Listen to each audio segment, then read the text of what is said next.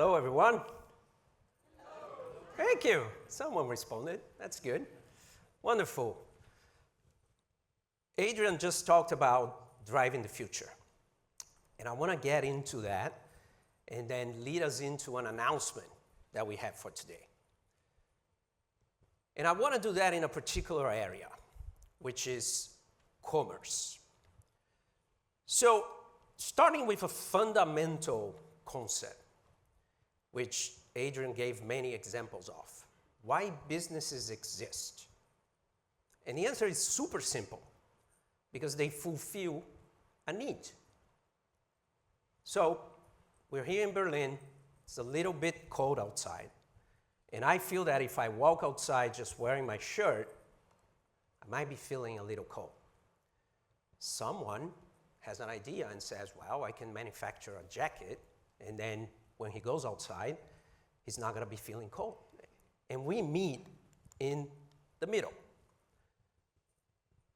Meeting in the middle actually gives an opportunity for sellers and buyers to create transactions. And the thing that unites us and brings us to meet in the middle is a product.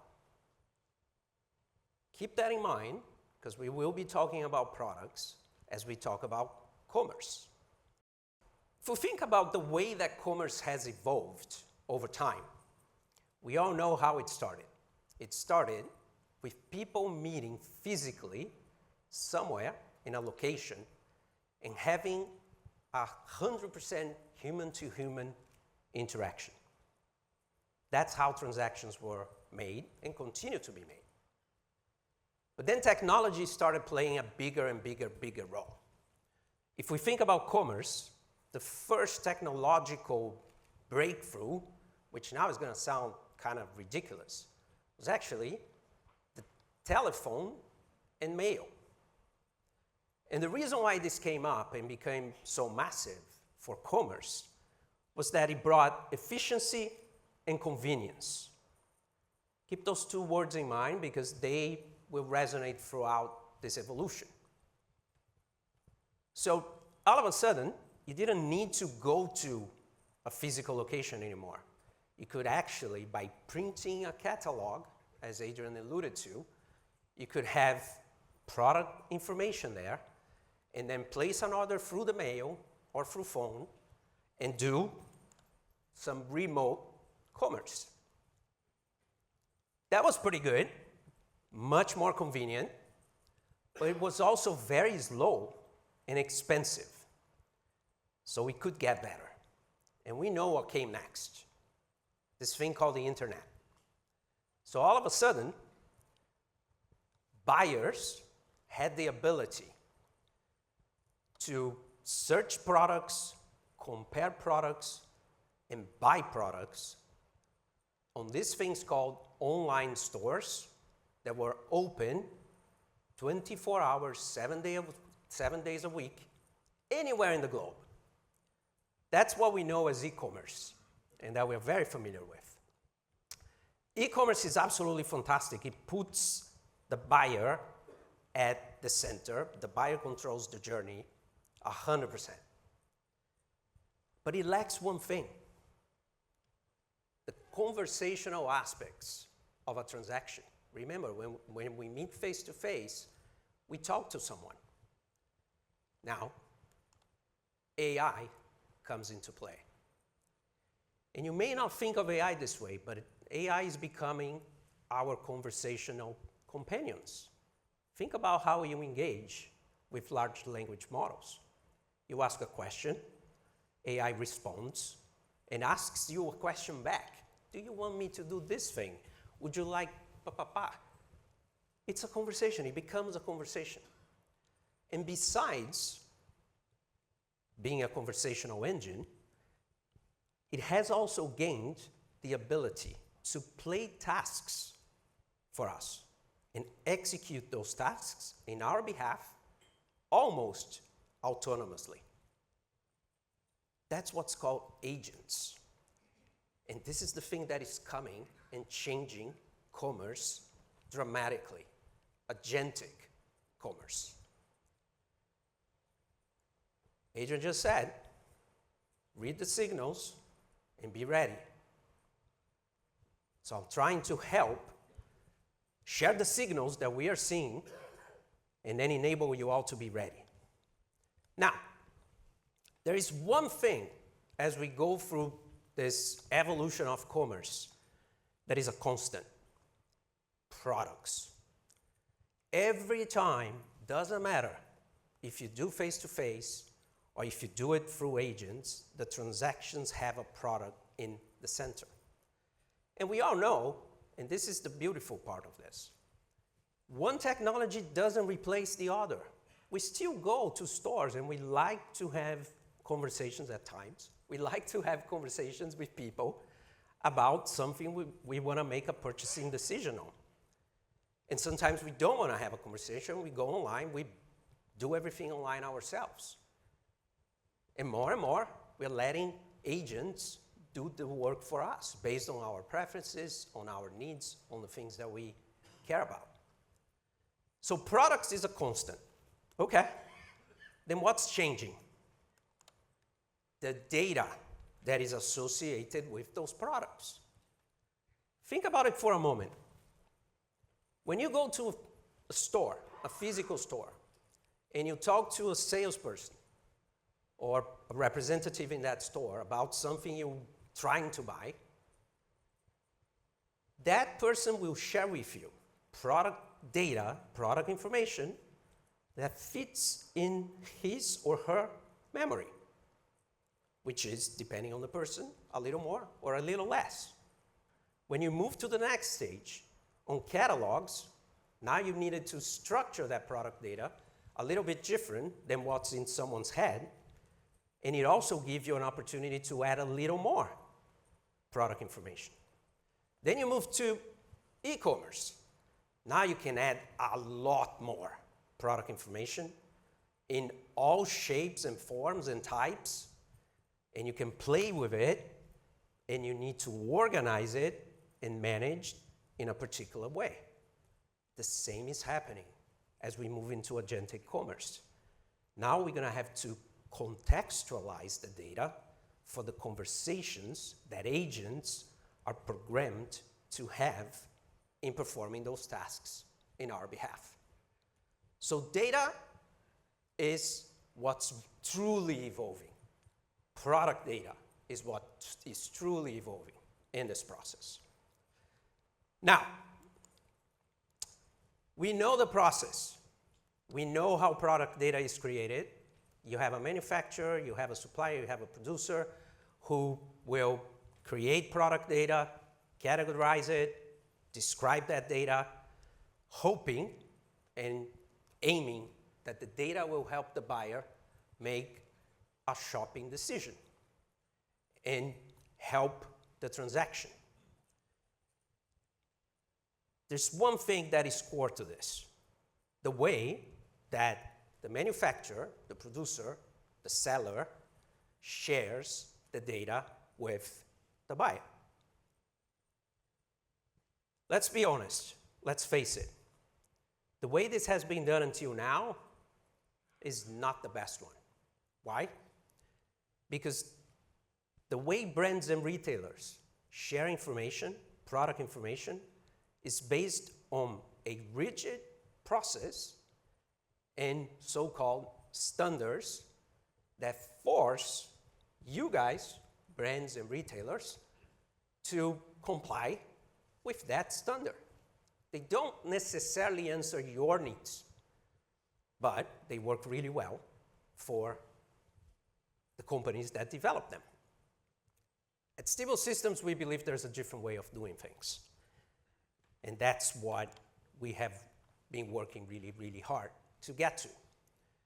And we are looking into, as we redefine the future of how product data gets created, managed, and shared, most importantly, this will redefine product experiences. And it will redefine product experiences in the age of AI. Analysts will tell you, by 2028, in 3 years, the expectations are 20% of all the shopping transactions will be done by agents. 20% of all shopping transactions. What we believe at Stibo Systems, we predict that what we know today as B2B, business to business, so a brand, a manufacturer, and a retailer interacting, will become first business to agent. Meaning, brands will have their agents that will connect with buyers and help buyers do the transactions on their behalf, conversational. But that's just step one. Step two is agent to agents. So brands and retailers, they all will have their own agents, and they will need to converse with each other and drive the tasks within the shopping experience. And as I said previously, what unites all that is the product data that now will need to be contextualized for those agents to do their work. That's what we are working on at Stibo Systems. And I said at the beginning that today we had an announcement. And the announcement is around connecting the brands with the retailers to enable them to take the steps to be A2A. Remember, B2B, A2A, agent to agent. That's the future of commerce, and that's what we are building. And in order for us to get there, I want to invite on stage Alex, who will share the details and share the announcement. So I'm leaving the best part to Alex. Thank you.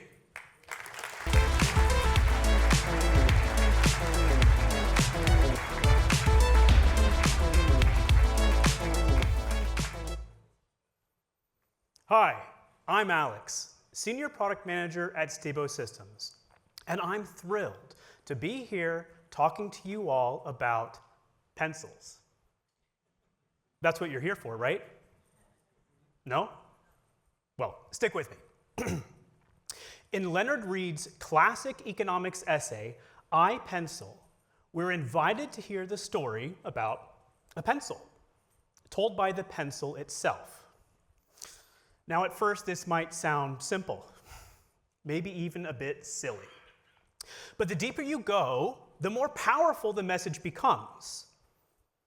The pencil explains that it can only exist thanks to the efforts of countless people working together across dozens of industries and countries, many of whom never meet or even know they're collaborating. The lumberjack in Oregon harvesting the cedar, the miner in Sri Lanka extracting the graphite, the factory worker in Indonesia producing the rubber for the eraser, the chemist formulating the lacquer. None of these people know how to make a pencil, but together they make it happen. And it all works, not because of one superstar or central actor, but because of an invisible web of collaboration, exchange, and connection. That same principle applies to business as well, perhaps now more than ever. We live in a time where the world of business is more interconnected, global, and interdependent than ever before. And this isn't some feel-good story about cooperation, it's a results-driven strategy. Research backs it up. A global meta-analysis of hundreds of firms found that businesses who are more connected, that is, they engage in foreign partnerships, imports, exports, and investments in intangibles, especially data, R&D, and brand, tend to outperform those firms who are more local or disconnected. How much better? Try this. Up to 50% greater productivity or profitability, and in some sectors, 2 to 3 times faster growth. That's not just a trend, that's a competitive edge. And that's why so many of you are here today, because you believe in that edge. You believe in the power of connection, of working together across companies, across industries, across borders to build something better than what you could do alone. After all, this event isn't called Connect by accident. But there's something else that connects you, and it's not just a shared belief in growth. It's data. Specifically, your choice to manage and master your data in a way that drives value for your business and your connections. That's the heart of what we do together. Now, here's something that might surprise you. As we looked through our network of customers, we had a realization, an epiphany, really. So many of you are doing business with each other, and many more may become potential partners in the future. And so, that realization sparked a vision. We should be doing everything we can, not just to offer tools or systems, but to actively connect you with each other and make those connections faster, smarter, and more scalable than ever. And so, starting today, we are. And we're kicking it off live right here at Connect.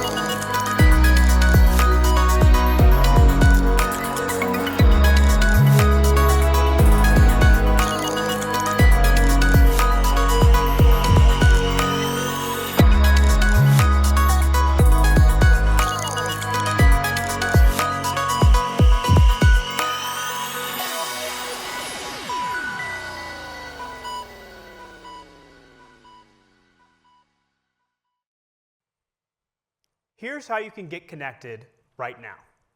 Scan the QR code you see on the screen and take the next steps based on your business needs. For retailers, distributors, or anybody needing to onboard product data, make an appointment with the Onboarding Connection booth. Here, you can engage one-on-one with our expert and kickstart your product data onboarding journey today. For brands, manufacturers, or anyone needing to send product data, make an appointment for the Genius Bar. Here you can ask questions, explore solutions, and find out how you can get started with syndication here at the event. The pencil in Leonard Read's essay is a powerful symbol, not just of globalization or production, but of trust. Trust in systems, in collaboration, and in invisible but powerful connections. We're here to make those connections visible and more valuable.